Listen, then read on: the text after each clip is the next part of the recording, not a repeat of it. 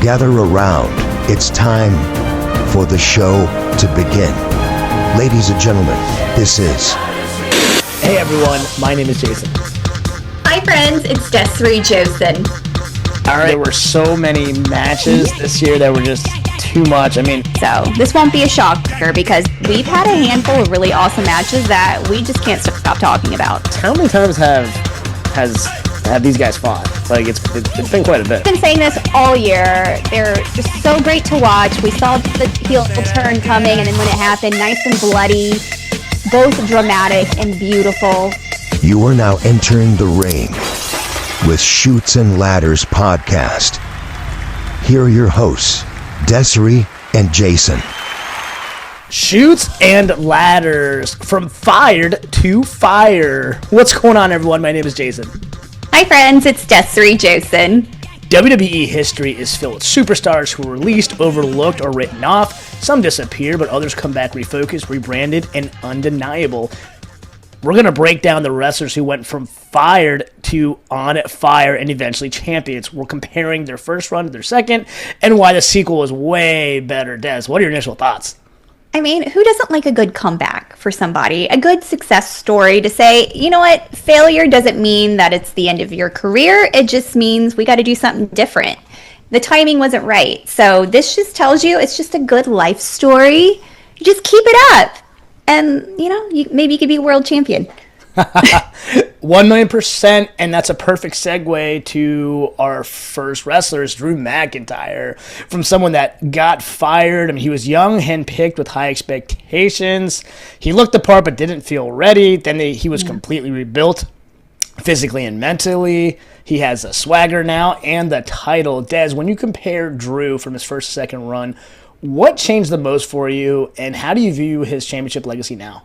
We're used to seeing that young baby face with no facial hair, just a bigger guy. But now, look at him, this beard, this crazy muscle mass. He's a force, and he came back with a lot of confidence. And I feel like he was just pushed too quickly the last time, and just, those mid-card struggles of not going or having a world title. So it's not like I feel like he just didn't have an identity, and now he is who he is. And, he's had some really awesome feuds, and look at him now, finally holding the title. Yeah, 1,000,000%. Listen, I remember when he was part of a 3-man band, and I just remember kind of cringing like everybody else. And at that point, you realize that the writing was on the wall. He was not going to be there for much longer, but thankfully they saw something in him. When he got released, he took himself to a new level, like you said, physically, and then they rebuilt and repackaged him. When he run the Rumble, that was awesome. So, yeah. And you know what? I think he's gonna headline Mania again, which is good. So it seems like he's been in the main event picture for the last couple of years, and I don't see that changing anytime soon. No, he's worked his ass off since his return to really build his own brand, and I'm proud of him. He's deserved everything he's gotten so far. Yeah, 1,000,000%. All right, now we're gonna move to Chelsea Green. It feels like her career had a couple of resets. She was never really defined in the main roster. The talent was there, but the direction was missing, and now her personality has turned into championship gold. Des, when you think of Chelsea in her second run, what impresses you the most? I think this is my favorite comeback, just because I am so obsessed with her. When she was active a few years ago, I think she was released back in 2021-ish and then got re-signed back in 2023. I was kind of like, why did they bring her back? And then her personality exploded. I feel like this is the real Chelsea Green. She is goofy. She is a Karen. And what I love is she hustles. She puts herself out there. She says yes to everything.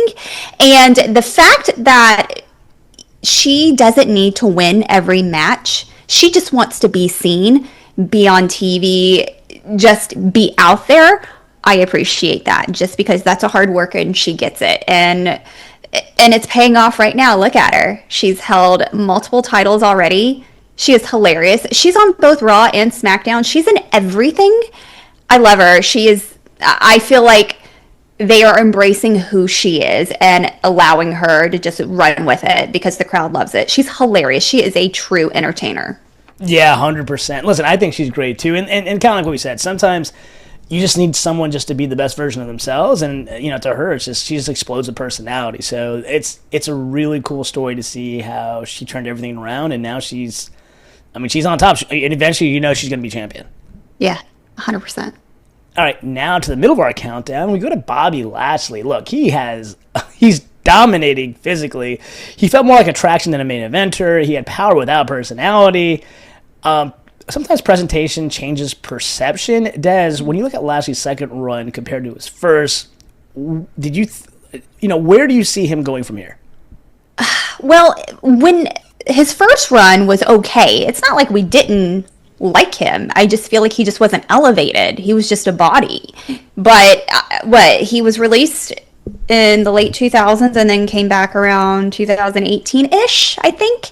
And it's just, he worked in Impact and then did some MMA. His body is ridiculous. That man is a beast. So it's unforgettable, but I just feel like they just placed him as a true champion when he came back. And then with the Hurt Business and that, I just feel like that was just exactly where he needed to be. I feel like it was just timing, really. And sometimes they just don't know what to do with those body guys, but they figured it out this time around.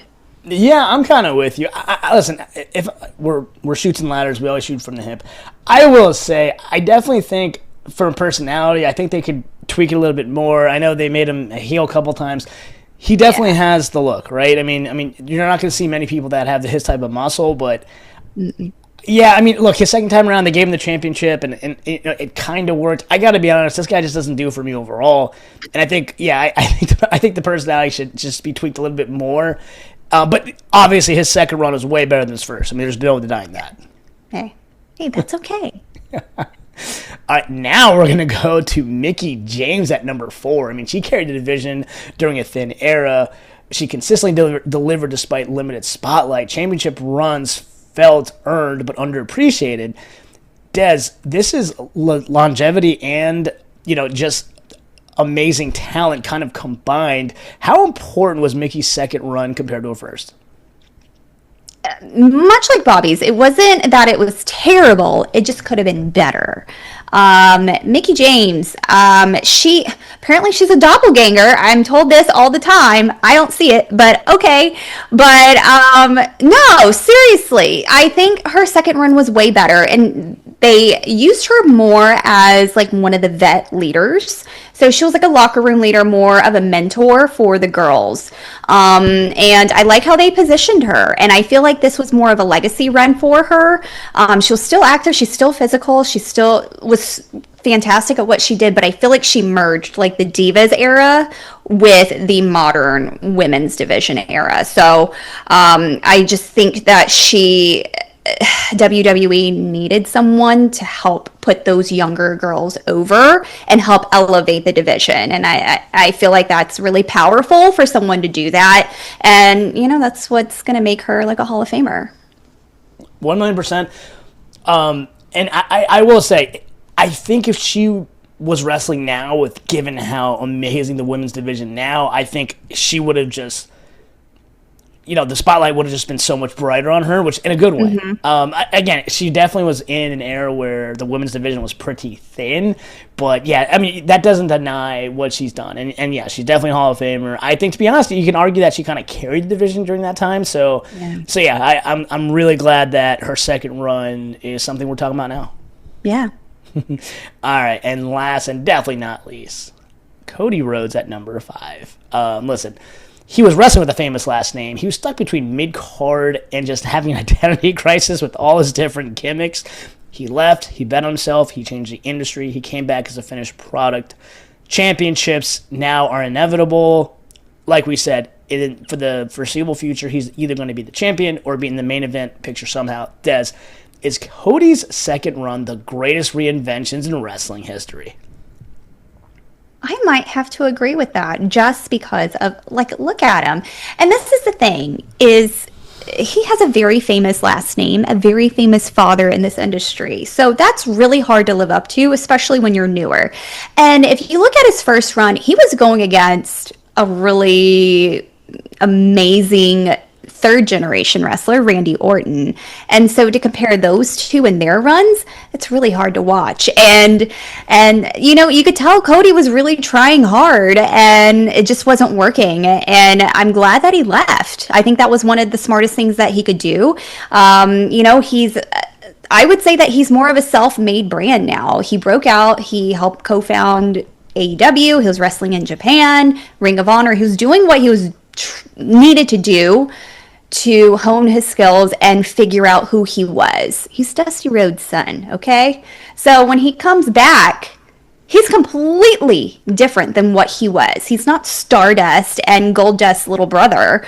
He is the American Nightmare, and the fact that he got that response when he did with his return told you exactly who he was going to be. He's the baby face of WWE. It was one of the best returns I have ever seen and the best rebranding of a wrestler. So yeah, he's earned it. Yeah, this is my greatest of all time. And obviously both you and I have been watching wrestling for a long time.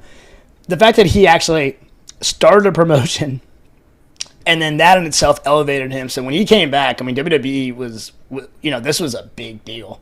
The other thing, too, if you put this in perspective, yeah, he has that famous last name. But, I mean, and listen, I know Dusty Rhodes won the title in WCW early on. Yeah. And he was a huge force, especially in the indie, when wrestling was territory-based and stuff like that. But on television, his father, and they should have done better, but he was kind of a mid-carder. Goldust's brother was kind of a mid-card, too. He had maybe a main event once in a while, but he was really just the Intercontinental Champion. Yeah. He was a tag team champion at WCW. He never won the world title there. So Cody is officially the most successful Rhodes, and that's saying a lot. So I think this is the greatest reinvention of all time. I mean, the American Nightmare, gimmick is just it's amazing. It's genius. I mean, the fact that from American Dream to American Nightmare. Man, this is just so cool. I mean, and it's so cool to see it. And honestly, I was on my hands and toes the first time when he lost to Roman Reigns, but when he won the second time, I think there was a breath of fresh air for all wrestling fans. So it was a redemption for us. Yeah. So in my humble opinion, this is the greatest reinventions in wrestling history. Yeah. All right, and Des, give us your final thoughts. Every one of these stories proves that being fired isn't always failure. It's feedback. Second runs work when wrestlers return with clarity, confidence, and control. Not everyone gets a sequel, but when it hits big. What do you think? I think you just have to go with your gut and don't take it as this is the end of everything. And what we're seeing now, and I'm really excited about, is we're seeing a lot of more familiar faces that were released just a few years ago coming back. So does that mean, are we going to see this for Matt Cardona? Yes, I hope so. I hope him and Chelsea thrive and tag and do something together. And you know what? And, maybe we'll see some other more familiar faces. And even those that have just recently been let go within the past season or year, we're going to see them back in a couple of years. We know it. And, it's going to be their time. So I like I said, this is just a good life lesson. 100%. Yes, I'm all for Matt Cardona to being pushed to the top. That would be such a cool story. Yeah, I'm excited for him.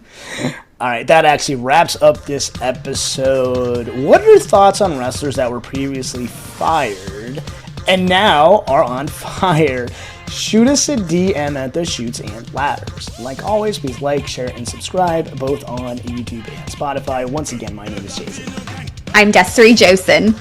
All right, until next time, have a blessed day and a blessed week. Have a great week. Bye, friends. This has been